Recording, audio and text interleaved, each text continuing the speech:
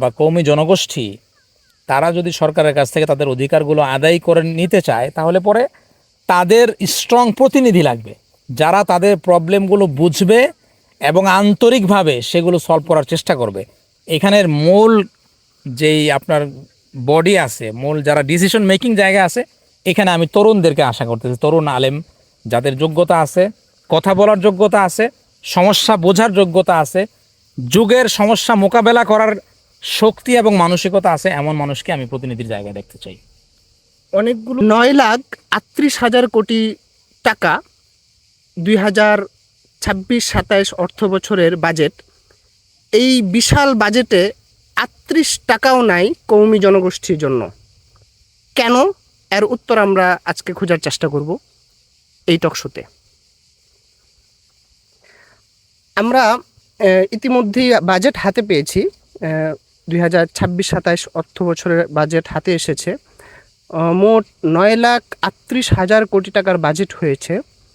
এই বাজেটে বিভিন্ন জনগোষ্ঠীর সুবিধা অসুবিধার দিকে লক্ষ্য রাখা হয়েছে, তাদের জন্য বাজেট বরাদ্দ করা হয়েছে। এমনকি ধর্ম মন্ত্রণালয়ের পক্ষ থেকে বিভিন্ন শ্রেণীর ধর্মীয় যে মানুষজন বা প্রতিষ্ঠান, সেগুলোর জন্য বরাদ্দ আছে। কিন্তু বাংলাদেশের মূল ধারার যে ধর্মীয় একটা জনগোষ্ঠী, সেটা হচ্ছে কওমি জনগোষ্ঠী। তো এই জনগোষ্ঠীর জন্য 9,38,000 কোটি টাকার মধ্যে 38 টাকাও নাই। বিষয়টা আপনি কিভাবে দেখেন? বিষয়টা তো অবশ্যই প্যাথেটিক।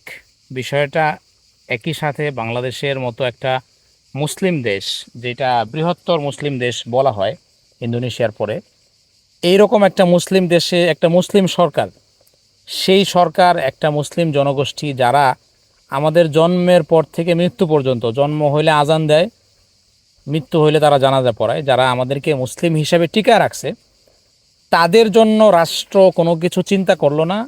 এটা তো অবশ্যই লজ্জার, এই লজ্জাটা রাষ্ট্রের বলতে হবে।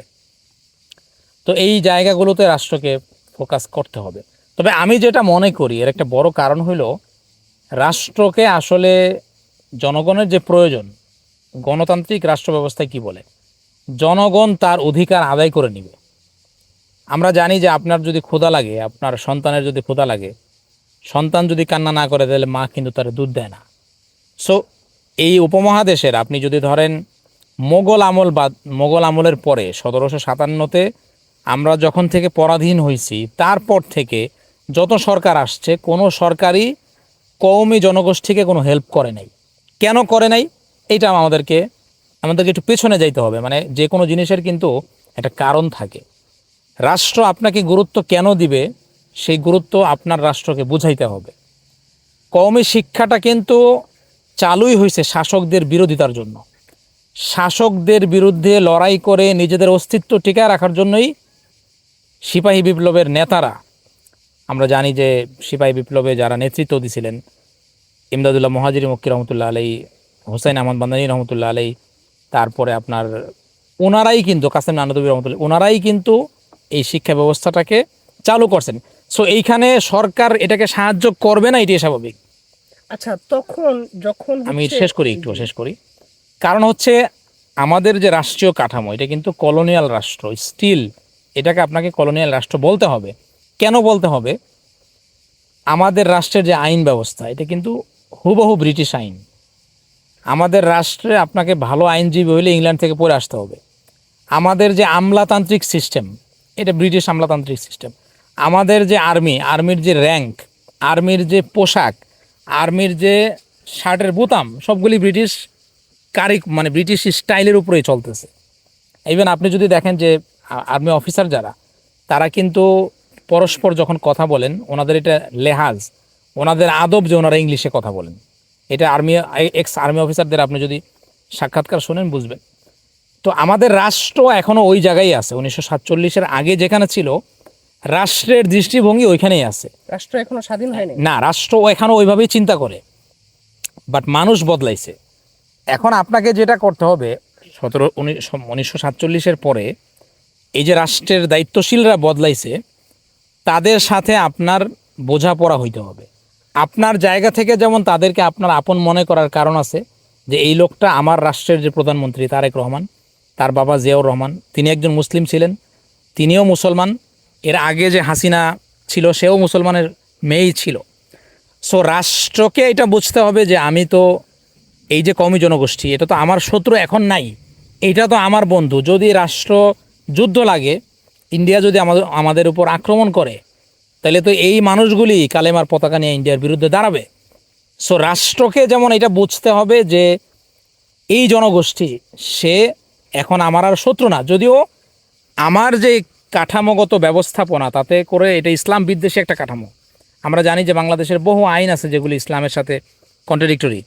সো রাষ্ট্র নিজেকে মনে করতে হবে যে এই জনগোষ্ঠীটা এটা আমার ভাই, এটা আমার ভাষায় কথা বলে, এরা আমার ধর্মের লোক, এটা যেমন রাষ্ট্রকে বুঝতে হবে। একইভাবে এই যে কওমি জনগোষ্ঠীর যারা প্রতিনিধি আছেন, সম্মানিত ওলামা ইকরাম আছেন, ওনাদেরকেও এটা বুঝতে হবে যে এখন আমাদের অবস্থানটা তো বিদ্রোহী না, এটা তো দারুল হার্ব ছিল। শাহ ওলিউল্লাহর ফতোয়া ছিল মুহাদ্দিস দেওলভী রহমতুল্লাহ আলাইহি যে এটা দারুল হার্ব, এই সরকারের বিরুদ্ধে যুদ্ধ করতে হবে।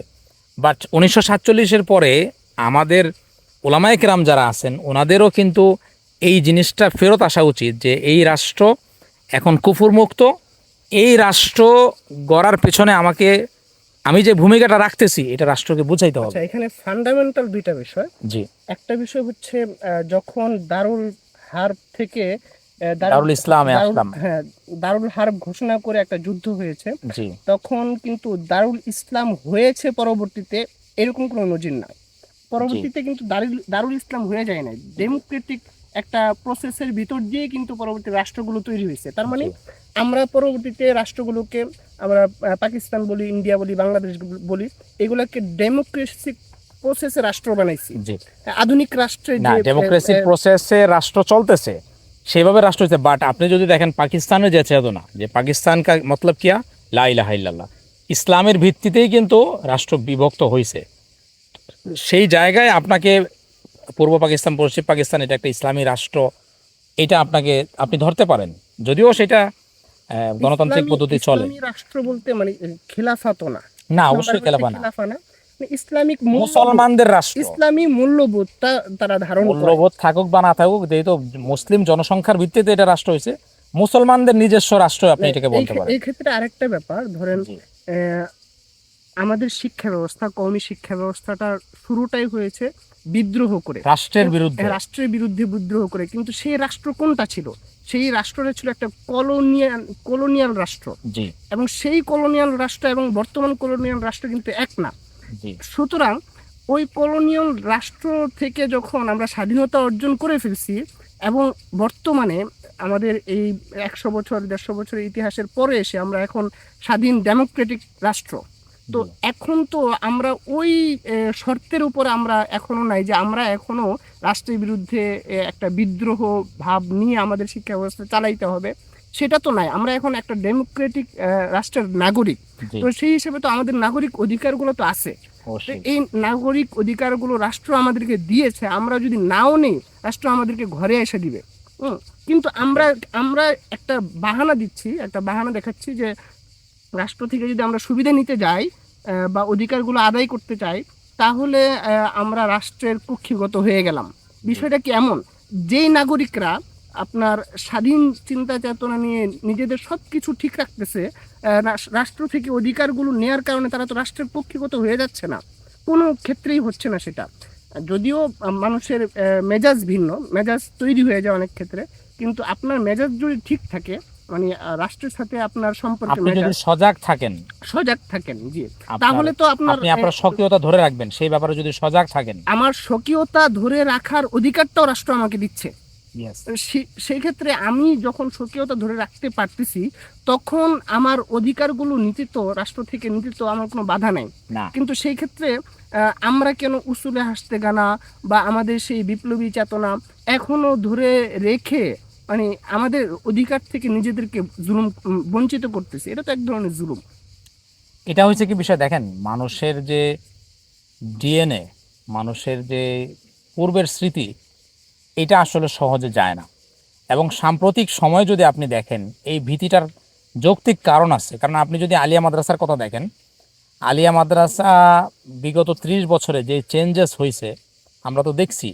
এক সময় আলিয়া মাদ্রাসা থেকে পড়ে কওমি মাদ্রাসায় এসে সে ভর্তি হইতে পারতো এবং সে আরবি এবারত পড়তে পারতো, বাট বিগত 30 বছরে আলিয়া মাদ্রাসার যে অধপতন হয়েছে, এটা যে একেবারে মডিফাইড হইতে হইতে জ্ঞান বিজ্ঞান শিখতে যায়, এটার মধ্যে ইসলামী সাবজেক্টগুলো কোণঠাসা হয়ে গেছে। আপনি যখন স্বাভাবিকভাবেই স্কুলের সব সাবজেক্ট দিবেন এবং হচ্ছে যে আপনার আরবি সাবজেক্টও দিবেন, তখন স্বাভাবিকভাবেই অঙ্ক ইংরেজি এগুলোর ডিমান্ড বেশি থাকার কারণে ছাত্ররা কিন্তু ওগুলোর দিকে ঝুঁকে পড়ে।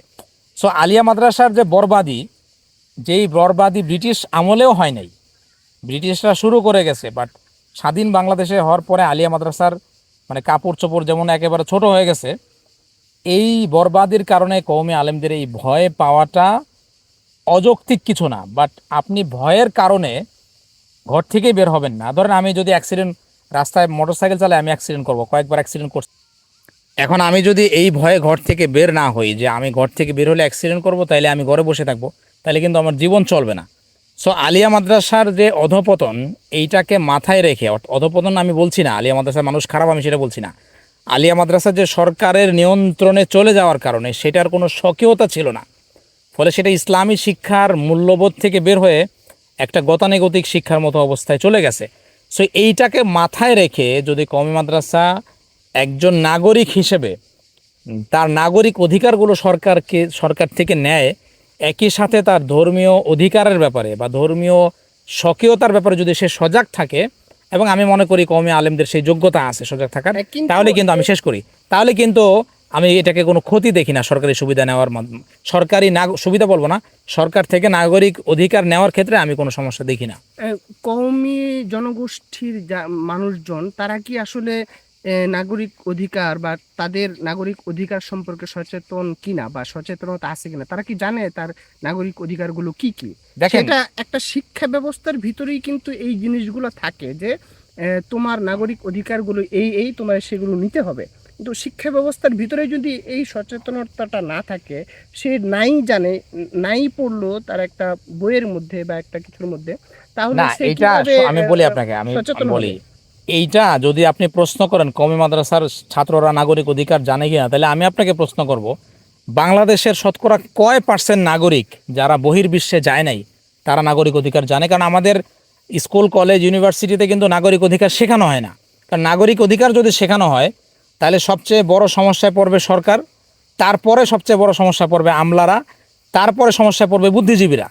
নাগরিক অধিকারের ব্যাপারে এশিয়ান মানুষজন সচেতন না, সেখানে মাদ্রাসার হিসাব তো বহু পড়ে। সো ওইটাকে আমি গুরুত্বপূর্ণ প্রশ্ন মনে করি না। আমি মনে করি যে নাগরিক অধিকারের ব্যাপারে বাংলাদেশের সব শ্রেণীর নাগরিকেরই সচেতন হওয়া উচিত। কারণ আপনি দেখেন এই উন্নত রাষ্ট্রগুলোতে ধনী গরিবের যে গ্যাপ, সেটা কিন্তু খুবই সীমিত। কারণ ওই সমস্ত দেশের নাগরিকরা এটা কখনো অ্যালাউ করবে না যে রাষ্ট্রের প্রধানমন্ত্রী তিনি একটা মানে তিনি যেই রকম সুবিধা নেবেন, তার নেতা খেতারা যেই রকম সুবিধা নিবে, এরকম সুবিধার শতভাগের 100 ভাগও সাধারণ নাগরিক পাবে না, এটা কিন্তু তারা অ্যালাউ করবে না। সো ওইটা আমি জরুরি মনে করি না। আপনি যেটা বলতেছেন যে কওমি ছাত্ররা তাদের অধিকার সম্পর্কে জানে কিনা, এইটা অধিকারের জানার বিষয়টা আমি খুব জরুরি মনে করি না। অনেক একজন রিক্সাওয়ালাও দেখবেন সে বলতেছে যে আমার থেকে তারা যে ট্যাক্স নিচ্ছে, ট্যাক্স নিয়ে তারা সুইস ব্যাংকে বা বিভিন্ন জায়গায় তারা ব্যাংক ভারী করতেছে এবং এইখানকার ব্যাংকগুলো খালি হয়ে যেতেছে এবং পরবর্তীতে আমাদের ট্যাক্সের টাকা দিয়ে তারা তাদের ঋণ পরিশোধ করবে, ঋণ খেলাপি হইতেছে, পরে আবার এগুলো ঋণ পরিশোধ করবে। আমরা তো এটা মেনে নিব না। একজন রিক্সাওয়ালা এই কথা যখন বলতেছে, তার মানে হচ্ছে সচেতনতা তৈরি হয়েছে। আমি এটাও বলবো যে বিশেষ করে 24শে জুলাইয়ের আগে এবং পরে পরিস্থিতিটা ভিন্ন। আগে সচেতনতা ছিল না, জুলাইয়ের মধ্যে দিয়ে কিন্তু জুলাইয়ের যে আত্মত্যাগ, সেটার মাধ্যমে বাংলাদেশের সর্বশ্রেণীর নাগরিকদের মধ্যে নাগরিক এবং রাজনৈতিক যে সচেতনতা, সেটা অবশ্যই তৈরি হয়েছে। এটা জুলাইয়ের একটা একমাত্র জিনিস যেটা আমরা হারাই নাই, এটা হচ্ছে জুলাইয়ের এই সচেতনতাটা।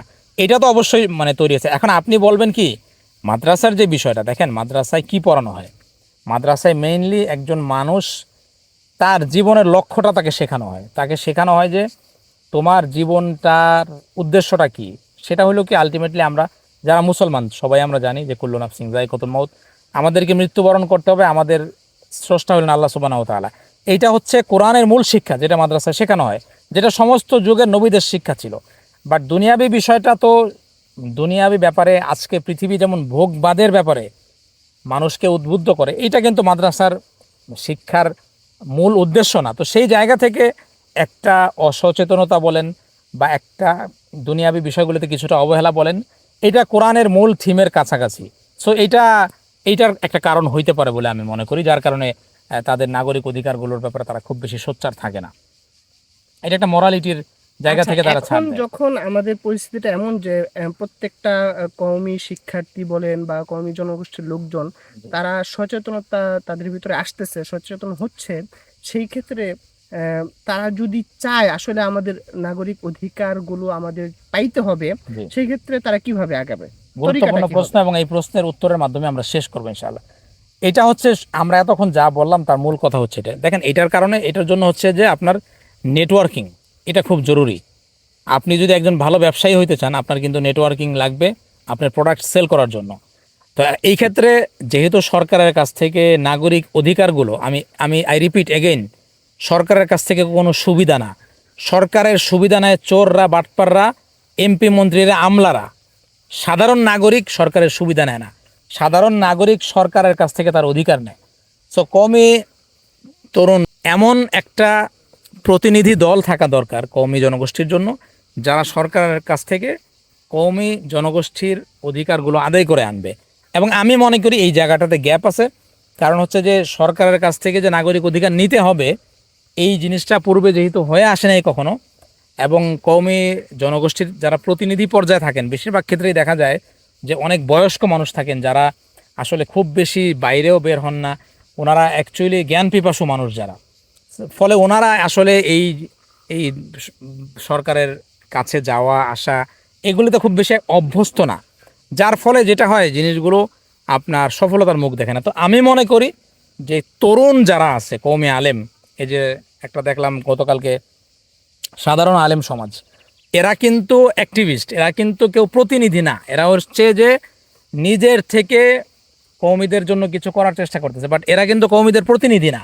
বাট আমি মনে করি কওমি জনগোষ্ঠীর সুবিধা বা অধিকার যদি আদায় করতে হয়, ইয়াংদের থেকে তাদেরকে প্রতিনিধিত্বের জায়গায় দায়িত্ব দিতে হবে, যেমন বেফাকুল মাদারিসিল আরবিয়া।